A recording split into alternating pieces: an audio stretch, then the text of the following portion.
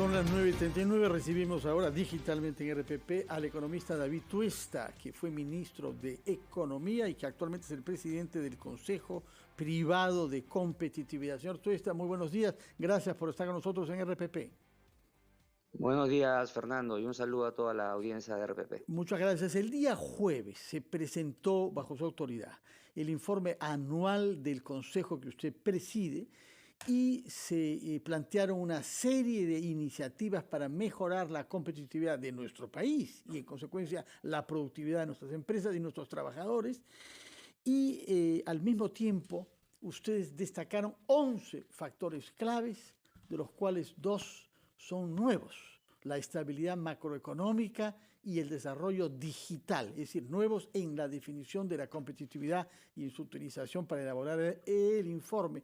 Explíquenos, por favor, qué cosa es lo que aportan estos 2 temas y luego veremos algo que tiene más que ver con la coyuntura, porque usted dijo en esa presentación que los acontecimientos recientes, esto era el jueves, después han sucedido cosas más graves en Junín, había llevado a que la calificación de nuestra deuda se empeorara y, por supuesto, se debía comprender que la inversión privada tuviera menos alicientes, de manera que no parecemos estar en el buen camino. Pero para entender el contexto general, explíquenos, por favor, cómo juegan estos factores y particularmente los 2 nuevos introducidos en el informe de este año: estabilidad macroeconómica y desarrollo digital.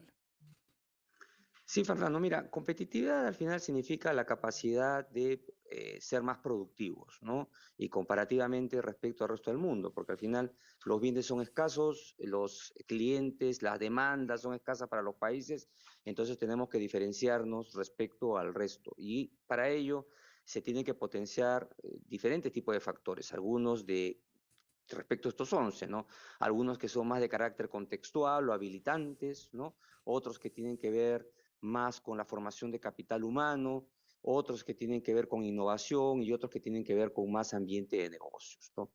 Entonces, hemos añadido particularmente este año 2, dadas las circunstancias, ¿no? El primero, el digital, porque este se ha visto acelerado dentro del escenario de pandemia, ¿no? La virtualidad ha llevado básicamente a que las empresas y familias tengan que reinventarse y hemos visto, digamos, que aquellos países que estaban más preparados, ¿no?, en el ámbito tecnológico, en el ámbito de desarrollo digital, han podido enfrentar mejor la adaptación, digamos, a estas nuevas circunstancias. En el caso peruano, hemos visto que hemos tenido una serie de problemas, ¿no?, en cuanto a las empresas, normativas específicas que han al final implicado restricciones, ¿no?, y seguramente impacto en el crecimiento. Y el otro, el de estabilidad, por supuesto, ¿no? Es central ahora porque vemos que hay ciertas amenazas, ¿no?, por parte, desde el punto de vista del discurso del gobierno y algunas actitudes por parte de algunos funcionarios que pueden poner en riesgo a esto que nos viene sosteniendo, digamos, el manejo, ¿no?, actual de nuestra economía, ¿no?, como es el pilar monetario y el pilar fiscal. Y con el ministro anterior, el señor Franque, digamos, hubo algunas acciones, ¿no?, digamos, en el ámbito de uso o abuso de los decretos de urgencia, ¿no?, en su momento, que el Consejo Fiscal, que es el marco institucional, le llamó la atención en varias oportunidades. Entonces se tiene que evitar que esto al final se termine comprometiendo el futuro del país, ¿no? De acuerdo. Usted ha dicho que estamos ante algunas amenazas vinculadas a declaraciones. ¿Cómo ve lo que está pasando con el problema del transporte? Que si hay algo absolutamente indispensable para que la producción llegue a su destino, es que funcionen nuestras vías y nuestros vehículos. Estamos ante una coyuntura difícil y que puede tener consecuencias duraderas. ¿Cómo lo ve usted? Mira, acá hay que distinguir en el tema el tema de la conflictividad, aspectos de coyuntura y aspectos estructurales, ¿no? El tema, por ejemplo, siempre, digamos, uno podría decir que como consecuencia ahora de la situación de los precios, ¿no?, a inflación, que es un problema global, pues las protestas se tienen que incrementar. Y de hecho uno puede ver en diferentes partes del mundo que, por ejemplo, empiezan a existir manifestaciones por parte de transportistas también, ¿no? En España Sí. justamente hace poco también han estado en paralización. En el caso del transporte de carga en el Perú, fundamentalmente el problema es que es un gremio que durante mucho tiempo ha abusado de este poder de chantaje, me parece, que tiene sobre los gobiernos, ¿no? Difícilmente negocian, ellos directamente actúan, ¿no? A diferencia más bien de otros colectivos o gremios en otra parte del mundo que primero buscan tratar de buscar una solución porque saben el rol neurálgico, ¿no? Es que pueden tener sobre las familias, ¿no? De hecho, gran parte de la escasez que estamos observando y subida de precios ya no tanto se debe al problema de Rusia y Ucrania, sino justamente a la actitud, me parece bastante irresponsable de este gremio. Ahora bien, tenemos también el hecho de que el gobierno durante todo este tiempo ha mostrado una inoperancia para intentar dar solución a estos problemas, porque tenemos el tema de la conflictividad minera, donde se requiere meritocracia, capacidad por parte del gestor público, y hemos visto que durante este tiempo lo que se ve es un desprecio, ¿no? Hacia la meritocracia, ¿no? Ya no se piden civis, se pide ver el prontuariado a las personas y eso preocupa tremendamente, ¿no? Sí. Permítanos ir a una pausa, por favor, después de la cual quiero preguntarle sobre dos temas que son claves también en la competitividad. Por una parte, la brecha de infraestructura. Quiero que nos diga qué se está haciendo en este campo, porque el informe es fruto, nos dice usted, de una colaboración entre el sector privado, el sector público y la academia. Pues bien, yo quisiera saber estas tres actores qué aportan para determinar en qué ha quedado ese plan de infraestructura que fue presentado hace unos años y me parece que hay que actualizar. Pero al mismo tiempo, luego, quería preguntarle sobre de qué manera el objetivo fijado de adherir a la OCDE puede permitirnos articular esfuerzos en materia de una mejor gestión pública. Nos lo contestará, por favor, señor Tuesta, después de una breve pausa. Son las 9:50, estamos conversando con el economista David Tuesta, presidente del Consejo Privado de Competitividad, que presentó este jueves, en compañía del ministro de Economía, precisamente Oscar Graham, el informe 2022. Y había quedado planteado en primer lugar el tema de la infraestructura, porque somos un país que bate récords del instituto. Yo creo que la irrigación de Olmos tomó a llevarse a cabo más de 80 años y tenemos casos también grotescos cuando está manifiesto, cuando es manifiesto que si Chavimochic se hace son 100.000 puestos de trabajo, 38.000 hectáreas más. Ha tomado mucho tiempo lo de Majes-Sihuas 2, carretera central no se sabe qué va a pasar con el proyecto que había ya sido hablado con el gobierno francés, me parece, y tenemos el caso del aeropuerto de Lima y tenemos el caso de las líneas 2 y 3 del metro.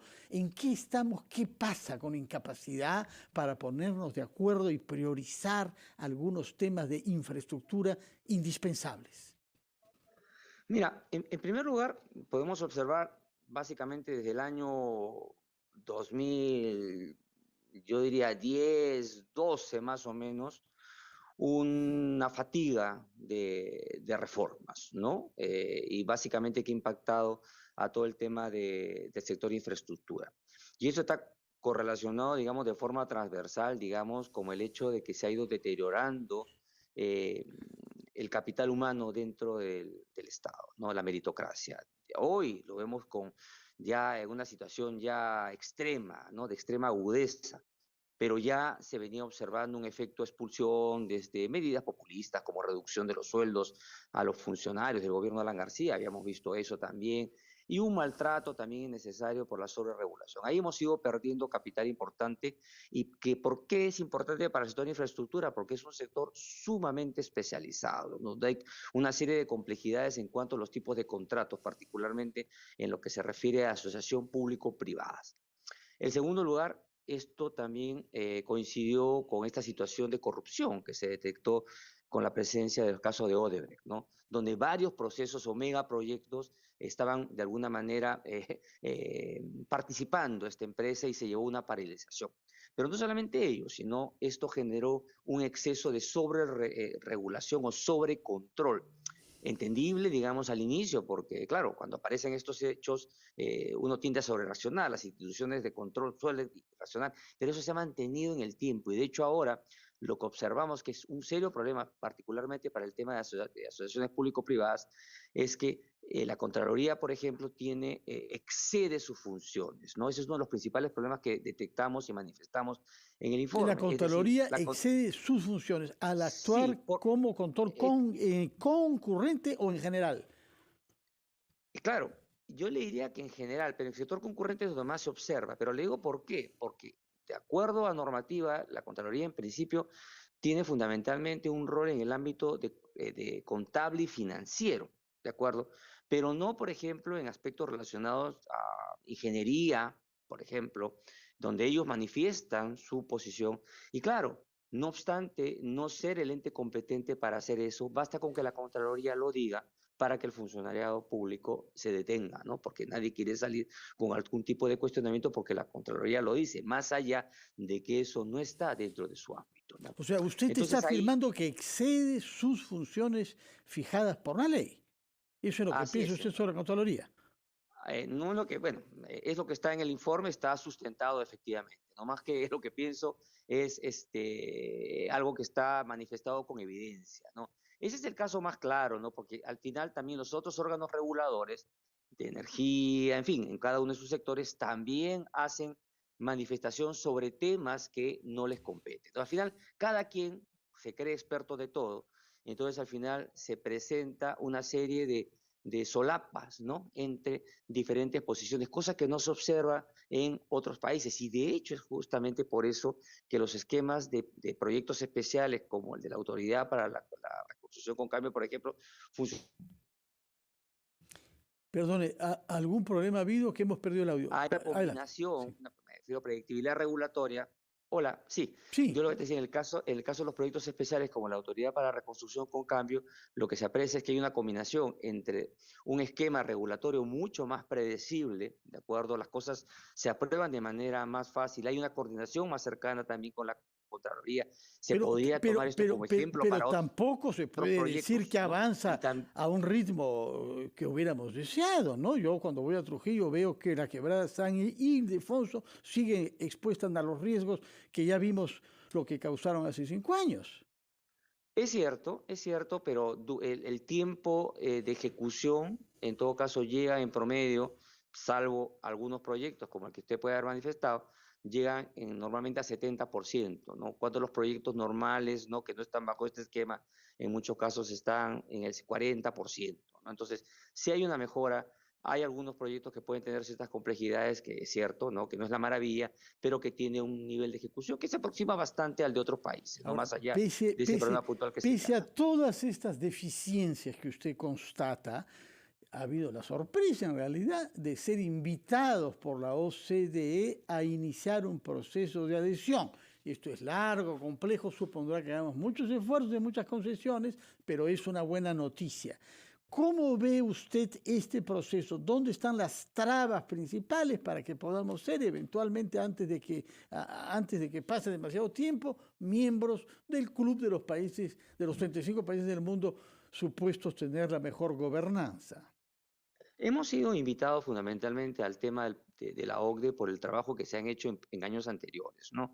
Hay dos elementos, dos aspectos que son centrales, ¿no? Uno es el tema de la estabilidad macro, que sigue siendo todavía relevante. Yo diría que, de hecho, la razón por la cual el país no se ha terminado de desquebrajar por completo es gracias a los pilares monetarios y fiscales que, de hecho, ayudan, digamos, eso, el soporte para, digamos, atraer o ser invitados, ¿no? A la OCDE. Y En el segundo dólar está lugar, bajando, ayer bajó a menos de 2,7, ¿ah? A 3,7, sí. exactamente, exactamente, es un tema más coyuntural, pero efectivamente tiene que ver con el precio de los commodities. Somos país minero, gran inversión minera, y eso ha generado también efectivamente que luego de pasado la volatilidad inicial del año anterior, ahora esté más bajo, ¿no?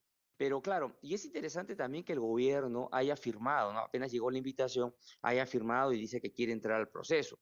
Entonces, ahí hay una lectura o dos lecturas que se podría dar. La primera es que ha firmado, pero sin realmente estar comprometido de verdad en seguir la agenda. Simplemente es como dar una señal, pero lo que estamos viendo hoy es que se realiza todo lo contrario, es decir, con los esquemas meritocráticos que hay actualmente, con la decisión del Congreso, por ejemplo, de querer terminar con el tema de las AFPs, con leyes más restrictivas en el mercado laboral, Esos tres temas, para mencionar como ejemplo, van a estar completamente fuera de la agenda que la OCDE en algún momento nos va a dar. Estamos esperando que nos dé la hoja de ruta sobre la cual tenemos que avanzar. Entonces, hay dista mucho entre el compromiso, el decir quiero ser OCDE, y lo que está haciendo el gobierno actualmente. ¿Dónde pondría el acento usted para ser OCDE? ¿Cuáles serían las tres decisiones más importantes que cree que usted que hay que tomar para que este proceso de adhesión se encamine bien y rápido? Bueno, primero es que deberíamos esperar que todos los líderes, digamos, de este gobierno se despierten al día siguiente, hagan todo lo contrario que han venido haciendo ahora, ¿no? Vaya, Porque vaya. la verdad es que la situación está planteada de esa manera, Fernando, porque, a ver, por ejemplo, el día de ayer o antes de ayer censuraron al ministro Condori, Sí, ¿no? Entonces dicen, bueno, no ha sido porque el gobierno ha querido, ha sido porque el Congreso lo ha sí. censurado, un ministro que definitivamente incumple con todos los aspectos meritocráticos. Pero ¿quién viene después?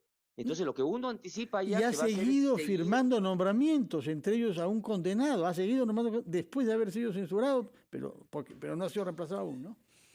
Correcto, entonces yo vi ahí que la parte meritocrática de este gobierno no tiene ni el menor interés de hacerlo, ¿no? Además, vemos la retórica, los comentarios, ¿no?, que realiza el primer ministro respecto a lo que hicieron los capaces, ¿no? Los capaces no lo solucionaron, entonces uno dice, ¿qué cosa? Entonces él cree que los incapaces ahora sí lo van a solucionar, cuando no entiende que la capacidad del funcionariado público es un factor necesario, aunque no suficiente, ¿no? Pero sí necesario, ¿no? Entonces, yo creo que ahí hay un error, el tema de la Agenda 19, por ejemplo, ¿no? Se está impulsando el tema del incremento de la remuneración mínima vital, ya se hizo la tercerización. Esto va a generar mayor informalidad y no veo realmente que haya interés en cambiarlo. Bueno, tomamos en todo caso nota de la prioridad que A atribuye mí me ha usted. sorprendido muchísimo diciendo que hay espacio para subirlo, ¿no? Sí, sí. Así es. Entonces, ese tipo de cosas en la Agenda 19, por ejemplo, del Ministerio de Trabajo, también preocupa bastante. Entonces, no veo, ¿no? Tendría que deshacer alguna de estas cosas para realmente pensar que tenemos opción para que se nos tome con seriedad de acá para adelante en este tema de la OCDE. Bueno, muchas gracias por sus comentarios francos, críticos, directos, y retenemos sobre todo el énfasis que usted ha puesto en la meritocracia como un principio indispensable para garantizar una buena gestión pública en nuestro país, y es algo que nos dice usted, no ve mucho con los actuales funcionarios del Estado peruano. Muchas gracias y muy buenos días, señor David Tuesta. Recuerdo que usted es el presidente del Consejo Privado de Competitividad que ha presentado su informe 2022 el jueves pasado. Que tenga usted muy buenos días. Gracias por su presencia. Igualmente, Fernando, un Gracias. saludo para todos. Bueno, vamos a ir a los titulares de la hora. Ponemos punto final a Enfoque de los Sábados. Quédense con RPP y a Bene Diálogos de Fe con el señor Carlos Castillo, arzobispo de Lima.